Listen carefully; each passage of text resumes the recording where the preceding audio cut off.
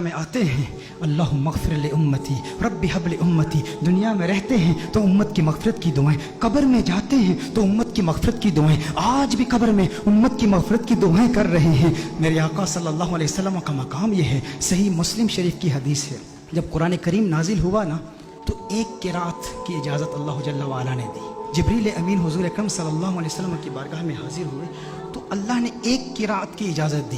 حضور اکرم صلی اللہ علیہ وسلم نے جبریل امین کو واپس بھیج دیا، جبریل واپس چلے جاؤ، اللہ کی بارگاہ میں عرض کرو کہ میری امت کے قبائل تو بہت زیادہ ہیں، اب ایک قرات کی اجازت، یہ میری امت کے لیے اس کا تلفظ آسان نہیں ہے، حوّن علی امتی، امت کو سہولت دی جائے۔ نبی کریم صلی اللہ علیہ وسلم نے جبریل امین کو واپس بھیج دیا، جبریل امین اللہ کی بارگاہ میں حاضر ہوئے۔ اب دیکھیں ہندوستان کے علماء بیٹھے ہیں، حضور کے امتی ہندوستان میں بھی رہتے ہیں نا، میں جب ہندوستان میں جاتا ہوں تو وہاں پر جب بیانات میں مجھے دعوت دی جاتی ہے، جب مجھے مدعو کرتے ہیں تو کہتے ہیں ثاقب شامی کو ہم دعوت دے رہے ہیں۔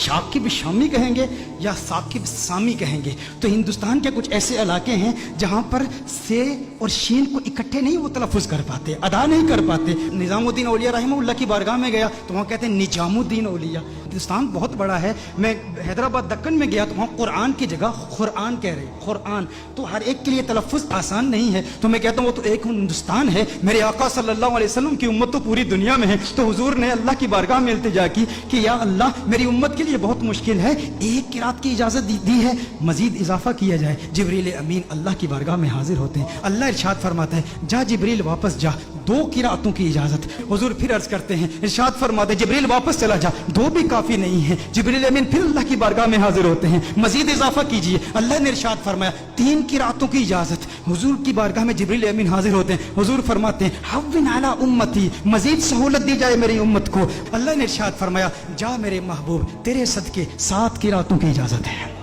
اللہ ناراض نہیں ہوا، اللہ نے ناراضگی کا اظہار نہیں کہ میں ارحم الراحمین ہوں، میں اپنی مخلوق کے تلفظ کو نہیں جانتا تو کون جانتا ہے؟ میرے محبوب بار بار جبریل کو واپس کیوں بھیجتا ہے؟ میں نے تو قرآن نازل کیا نا، لیکن اللہ نے ناراضگی کا اظہار نہیں کیا، بلکہ اللہ جل وعلا نے پیار کا اظہار کیا۔ اب اللہ کا پیار کیا ہے، اللہ کی محبت کیا ہے کہ محبوب یہ جو 3 بار تجھے تکلیف اٹھانی پڑی نا کہ تو نے جبریل کو 3 بار بھیجا ہے میری بارگاہ میں، اس تکلیف کی وجہ سے محبوب تجھے انعام دیتا ہوں، تجھ پہ اپنی عنایات کا نزول کرتا ہوں۔ وہ انعام کیا ہے؟ تجھے ضمانت والی 3 دعائیں دیتا ہوں، 3 دعائیں۔ صحیح مسلم کی حدیث کا مفہوم پیش کر رہا ہوں، ضمانت والی 3 دعائیں، جب بھی مانگے گا قبول ہو جائیں گی۔ سارے انبیاء کو دعائیں دی گئی، حضرت سلیمان علیہ السلام کو بھی ایک ضمانت والی دعا دی گئی کہ جو دعا کرے گا قبول ہو جائے گی، باقی انبیاء کو ایک ایک دعا دی گئی۔ حضور اکرم صلی اللہ علیہ وسلم کو 3 دعائیں دی گئی کہ ہے محبوب 3 دعائیں ہیں۔ سلیمان علیہ السلام نے دعا کیا کی؟ یا اللہ مجھے بادشاہ ایسا بنا دے کہ میرے جیسا کوئی بادشاہ نہ ہو۔ اللہ جل وعلا نے دعا قبول کر لی۔ ابراہیم علیہ السلام نے اپنی اولاد کے لیے دعا کی کہ یا اللہ میری اولاد میں انبیاء اور رسول بھیج، اللہ نے وہ دعا قبول کر لی۔ حضرت نوح علیہ السلام نے اپنے دشمنوں کی تباہی کی دعا کی، ان کے دشمنوں کو اللہ نے تباہ کر دیا، سب کی دعائیں قبول ہوئی۔ لیکن ہر نبی نے جو دعا کی نا، یا اپنے لیے کی، یا اپنی اولاد کے لیے کی، یا اپنے دشمنوں کی ہلاکت کے لیے کی، انہیں ایک ایک دعا ملی۔ لیکن کونین کے والی صلی اللہ علیہ وسلم کو 3 دعائیں ملی۔ لیکن میرے آقا کی دعائیں کیا ہیں؟ میرے آقا صلی اللہ علیہ وسلم نے ایک بھی دعا اپنے لیے نہیں کی، 2 دعائیں دنیا میں ہی کر لی اور ایک دعا آخرت کے لیے مؤخر کی۔ دنیا کے لیے جو دعا تھی وہ کیا تھی؟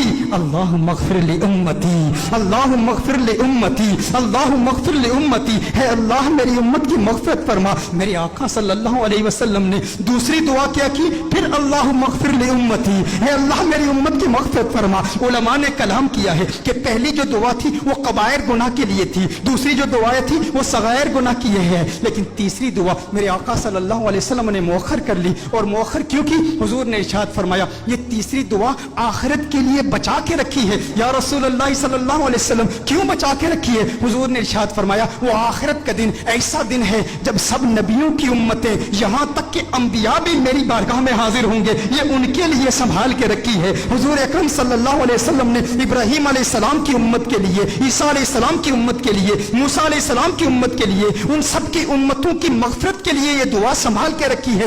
ذہن میں یہ سوال تو پیدا ہوتا ہے نا، باقی انبیاء کو بھی قیامت کی ہولناکیوں کا علم تھا نا، قیامت کی ہولناکیوں اور سختیوں اور شدت کا علم تھا نا، وہ جانتے تھے کہ مخلوق کس قدر مجبور ہوگی قیامت کے روز، انہیں بھی اپنی امت سے محبت تھی نا۔ باقی انبیاء نے آخرت کے لیے دعا کیوں نہیں بچا کر رکھی؟ ذہن میں سوال پیدا ہوتا ہے، باقی انبیاء بھی اپنی امتوں سے پیار کرتے ہیں، لیکن انہوں نے اپنی امتوں کے لیے وہ دعا بچا کر کیوں نہیں رکھی؟ ایک دعا تھی امت کے لیے بچا کر رکھتے نا۔ انبیاء کو پتا تھا، انبیاء جانتے تھے کہ اس لجپال کو لاج ہے۔ ارے ہم کیوں پریشان ہوں جس کی آمد کے تذکرے ہم کب سے کر رہے ہیں، اپنی امتوں کو بتا رہے ہیں وہ محمد عربی آ رہا ہے، وہ لجپال ہے، جہاں اپنی امتوں کو بچائے گا وہاں ہماری امتوں کو بھی بچائے گا۔ میرے آقا صلی اللہ علیہ وسلم فقط اپنی امت کے لیے نہیں آئے، وہ رحمت للعالمین ہیں، وہ عیسیٰ کے لیے بھی آئے ہیں اور عیسیٰ کی امت کے لیے بھی آئے ہیں، وہ موسیٰ کے لیے بھی آئے ہیں، موسیٰ کی امت کے لیے بھی آئے ہیں، وہ ابراہیم کے لیے بھی آئے ہیں، ابراہیم کی امت کے لیے بھی آئے ہیں، وہ نوح کے لیے بھی آئے ہیں اور نوح کی امت کے لیے بھی آئے ہیں۔ علی نبینا وعلیہ الصلوۃ والسلام، انہیں پریشانی نہیں تھی، وہ جانتے تھے وہ لجپال ہیں، انہوں نے پہلے ہی انتظام کر رکھا ہے، وہ سب کی شفاعت کر دیں گے، کیونکہ میرے آقا صرف اس امت کے لیے نبی نہیں، وہ سب کے لیے نبی ہیں، یہاں تک نبیوں کے لیے بھی نبی ہیں۔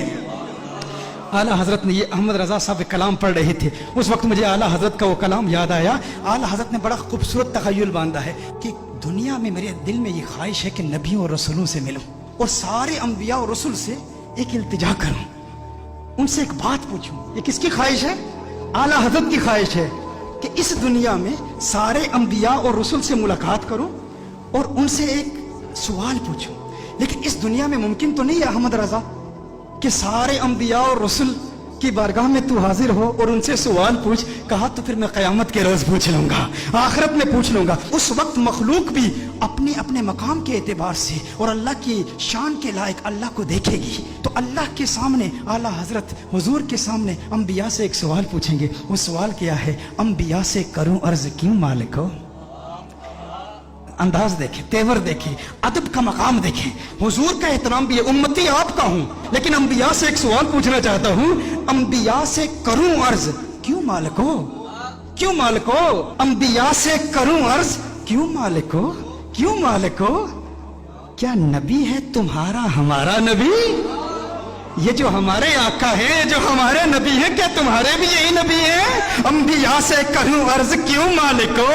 انبیاء سے کروں عرض کیوں مالک ہو؟ کیا نبی ہے تمہارا ہمارا نبی؟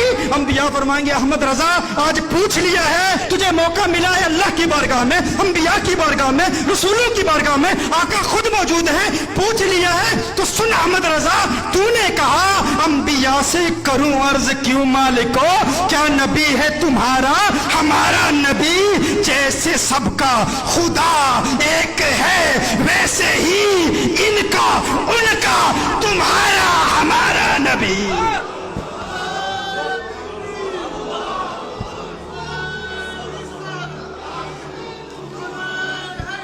جیسے سب کا خدا ایک ہے ویسے ہی ان کا ان کا تمہارا ہمارا نبی۔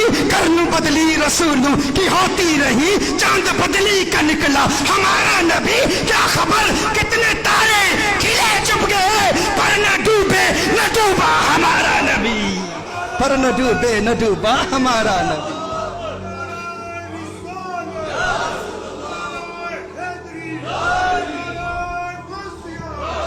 اچھا میں عرض کر رہا تھا